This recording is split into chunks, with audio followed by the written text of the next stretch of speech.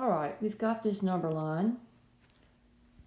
We're trying to figure out if you were to multiply each one of those together, those numbers, you got letters representing numbers, would the product be negative? So let's look at clue 1. Z is positive. So that means I've got W, X, Y, Z. So we know this is positive, but we don't know anything about any of the rest of them. So if clue 1 doesn't work by itself. Of course, we know for that product to be negative, we'd have to have an odd number of negative signs. You know, one of them or 3 of them, whatever, would have to be negative, and the other ones would have to be positive. All right, let's look at 2.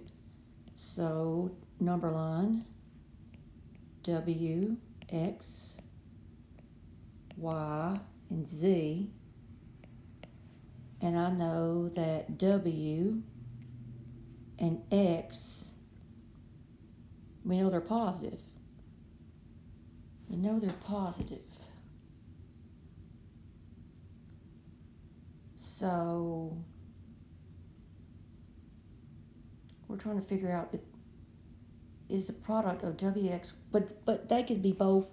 To get a positive number, W and X could both be negative, or they could both be positive, and you get a positive number.